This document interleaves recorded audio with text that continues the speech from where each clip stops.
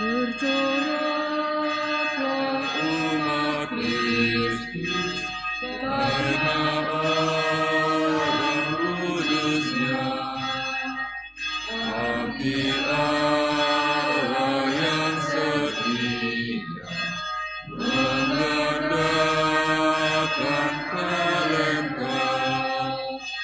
Bila tiba akhir hayat, Raja surga dan bersabda, mari hamba masuklah ke tempat bahagia.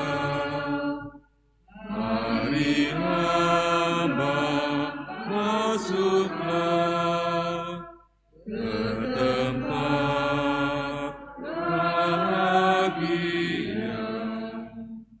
Dalam nama Bapa dan Putra dan Roh Kudus. Amin. Tuhan bersamamu. Dan bersama rohmu. Suster, frater, Bapak, Ibu, dan saudara-saudari yang terkasih dalam Kristus, hari ini bersama dengan Bunda Gereja, kita merayakan peringatan wajib Santo Antonius Abbas. Kita diundang oleh Tuhan untuk mendengarkan Dia. Akan tetapi dalam hidup ini seringkali kita tak mampu melakukan apa yang dikehendaki oleh Tuhan.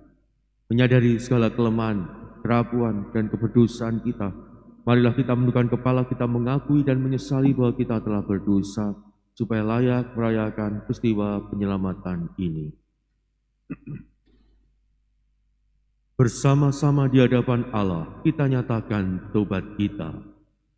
Saya mengaku kepada Allah yang Maha Kuasa dan kepada saudara-saudara sekalian bahwa saya telah berdosa dengan pikiran dan perkataan, dengan perbuatan dan kelalaian. Saya berdosa, saya sungguh berdosa. Oleh sebab itu saya mohon kepada Santa Pramaria, kepada para malaikat dan orang kudus, dan kepada saudara sekalian, supaya mendoakan saya pada Allah Tuhan kita. Semoga Allah Maha Kuasa mengasihani kita, mengampuni dosa kita, dan menghantar kita ke hidup yang kekal. Amin. Tuhan kasihanilah kami. Tuhan kasihanilah kami. Kristus kasihanilah kami. Kristus kasihanilah kami. Tuhan kasihanilah kami. Tuhan kasihanilah kami. Marilah berdoa.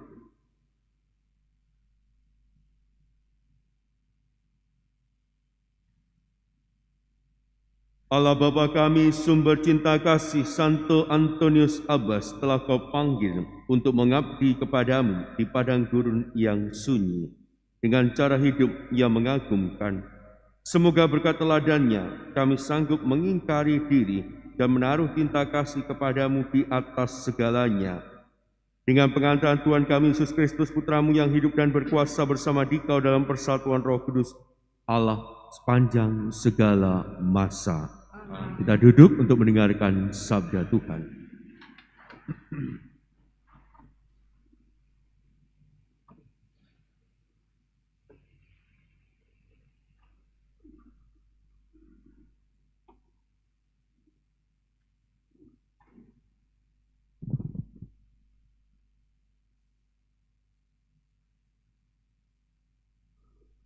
Pembacaan dari kitab pertama Samuel. Setelah Raja Saul melanggar perintah Tuhan, Samuel berkata kepadanya, "Sudahlah, aku akan memberitahukan kepadamu apa yang disabdakan Tuhan kepadaku tadi malam." Kata Saul kepadanya, "Katakanlah." Sesudah itu berkatalah Samuel, "Engkau ini kecil pada pemandanganmu sendiri. Meskipun demikian, bukankah engkau telah menjadi kepala atas suku-suku Israel? Bukankah Tuhan telah mengurapi engkau menjadi raja atas Israel? Bukankah Tuhan telah menyuruh engkau pergi dengan pesan, Pergilah, tumpaslah orang-orang berdosa itu, yakni orang Amalek, berperanglah melawan mereka, sampai engkau membinasakan mereka. Mengapa engkau tidak mendengarkan suara Tuhan? Mengapa engkau menjarah rayah dan melakukan apa yang jahat di mata Tuhan? Lalu kata Saul kepada Samuel, "Aku memang mendengarkan suara Tuhan. Aku telah mengikuti apa yang disuruhkan Tuhan kepadaku. Aku membawa Agag, raja orang Amalek, tetapi orang Amalek sendiri telah kutumpas. Tetapi rakyatlah yang mengambil dari jarahan itu, kambing domba dan lembu-lembu terbaik dari yang seharusnya ditumpas itu. Maksudnya, mau dipersembahkan kepada Tuhan Allahmu di Gilgal." Tetapi saud Samuel, "Apakah Tuhan itu berkenan kepada korban bakaran dan korban sembelihan, sama seperti Ia berkenan kepada pengalaman sabdanya? Sesungguhnya, mengamalkan sabda lebih baik daripada korban sembelihan, menuruti firman lebih baik daripada lemak domba jantan. Camkanlah pendurhakaan itu sama seperti dosa bertenung, dan kedekilan itu sama seperti menyembah berhala. Karena engkau telah menolak firman Tuhan, maka Tuhan telah menolak engkau sebagai raja." Demikianlah sabda Tuhan. Syukur pada Allah. Orang yang jujur jalannya akan menyaksikan keselamatan yang dari Allah. Orang yang jujur jalannya akan menyaksikan keselamatan yang dari Allah. Bukan karena korban sembelihan engkau kuhukum, sebab korban bakaranmu senantiasa ada di hadapanku. Tidak usah aku mengambil lembu dari rumahmu, atau kambing jantan dari kandangmu. Orang yang jujur jalannya akan menyaksikan keselamatan yang dari Allah. Apakah urusanmu menyelidiki ketetapanku dan menyebut-nyebut perjanjianku dengan mulutmu, padahal engkau membenci teguran dan mengesampingkan firmanku? Orang yang jujur jalannya akan menyaksikan keselamatan yang dari Allah. Itulah yang engkau lakukan. Apakah aku akan diam saja? Apakah kau kira aku ini sederajat dengan kamu? Aku menggugat engkau dan ingin berperkara denganmu. Siapa yang mempersembahkan syukur sebagai korban, ia memuliakan daku. Dan siapa yang jujur jalannya akan menyaksikan keselamatan yang dari Allah.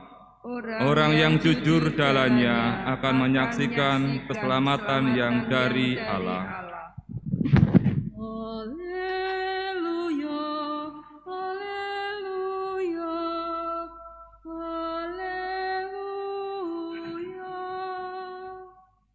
Haleluya, haleluya, haleluya.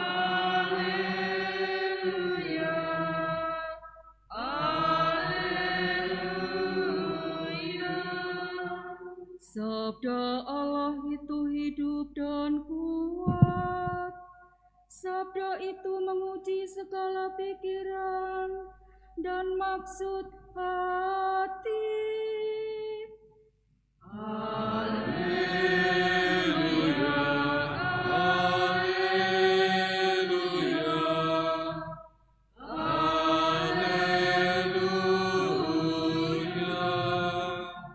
Tuhan bersamamu. Dan bersama Inilah Injil suci menurut Markus. dimuliakanlah Tuhan. Waktu itu murid-murid Yohanes dan orang-orang Farisi sedang berpuasa. Pada suatu hari datanglah orang-orang kepada Yesus dan berkata, Murid-murid Yohanes dan murid-murid orang Farisi berpuasa. Mengapa murid-muridmu tidak?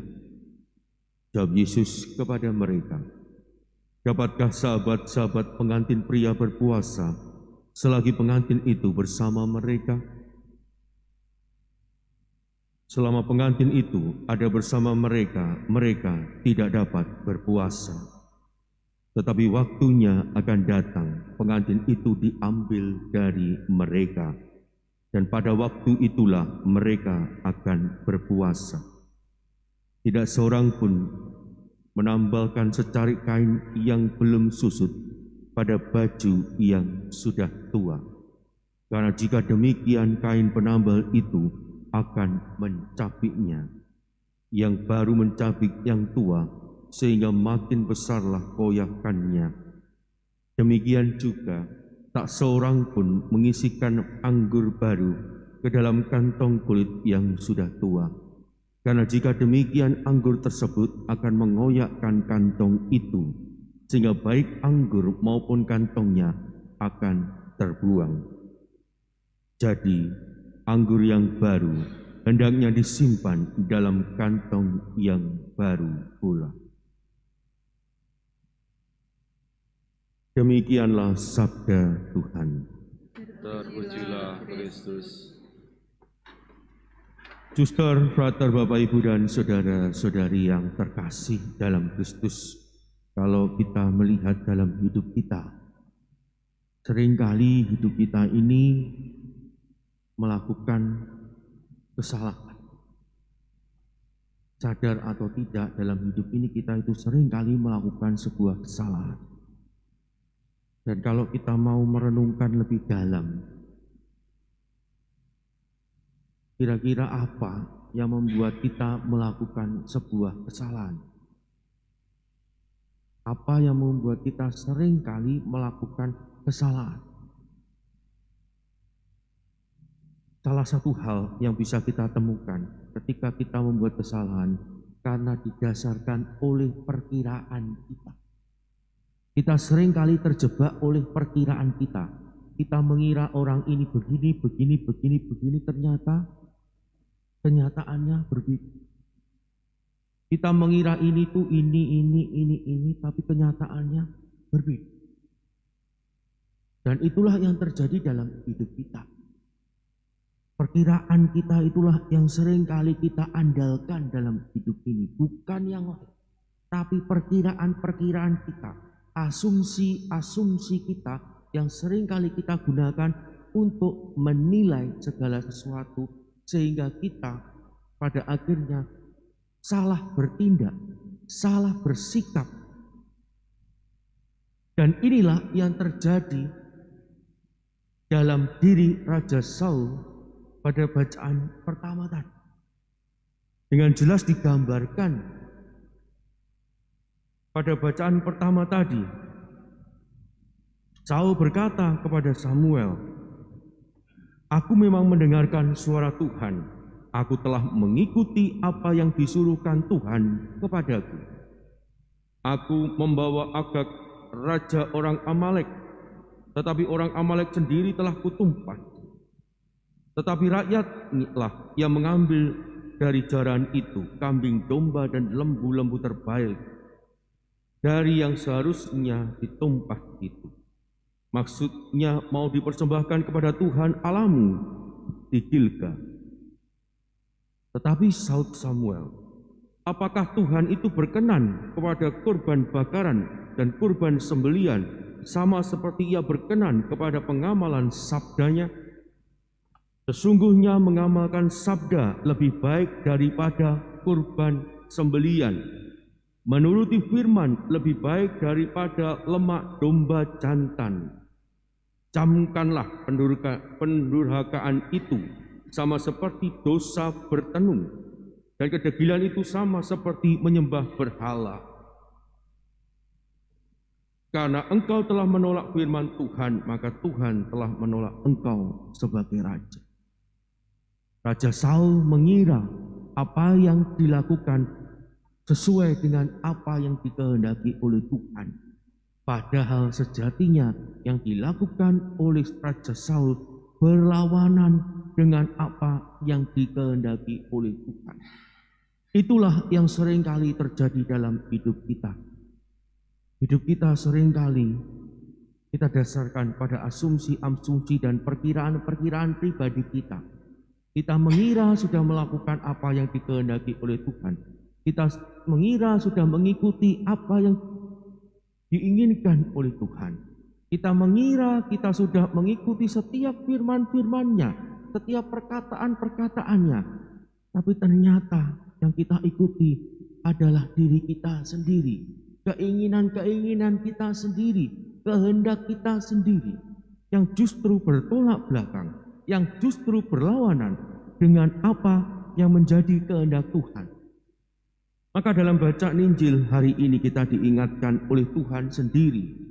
Ia berkata kepada kita, tidak seorang pun menambahkan secari kain yang belum susut pada baju yang sudah tua. Karena jika demikian, kain penambal itu akan mencabiknya. Yang baru mencabik yang tua, sehingga makin besarlah koyakannya.